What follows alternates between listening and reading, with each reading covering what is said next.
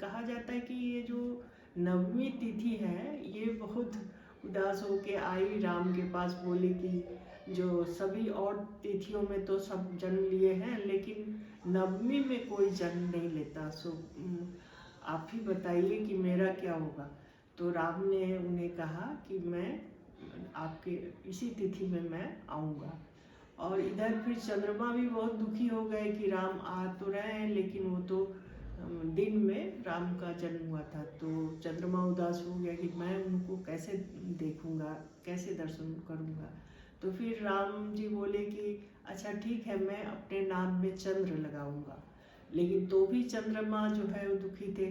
तब बोले अच्छा ठीक है, मैं अगले जन्म में एक और जन्म लूँगा जिसमें कि कृष्ण के रूप में आऊँगा और द्वापर युग में, और उस समय मैं रात्रि में जन्म लूँगा, तब आप मेरे दर्शन करेंगे। चंद्र देवता खुश हो गए।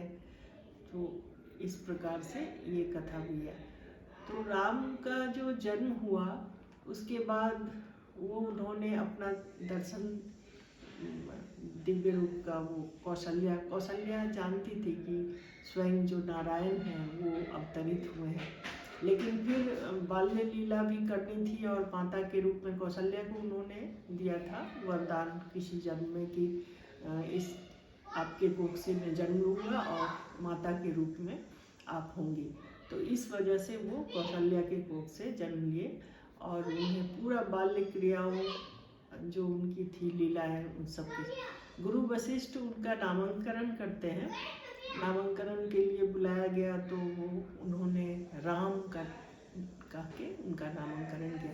कहा कि ये बच्चा प्रजा का हितकारी, लोक कल्याण करने वाला और सुख शांति का निर्माण करने वाला होंगे, और इनके राज्य में सभी जितने भी लोग हैं सभी संतुष्ट होंगे, खुश होंगे, और सबको प्रजा में सुख शांति होगी, और ये लोक कल्याण के हित में इनका राजा होंगे, एक आदर्श दिखाएंगे।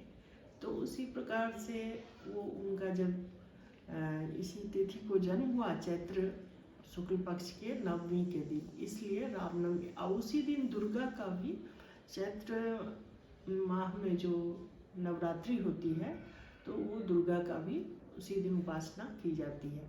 कहते हैं कि राम जी ने खुद भी उपासना की थी दुर्गा की, तब जाके वो रावण का वध कर और सीता जी का ये किए थे, सीता जी को पुनः प्राप्त किए करने के लिए और रावण से युद्ध के लिए। तो ये नवमी की तिथि ही थी, इसलिए इस तिथि में नवरात्रि के साथ माँ दुर्गा के साथ राम की भी पूजा होती है, और इसलिए ये विशेष है राम नवमी, और इसलिए ये मनाई जाती है।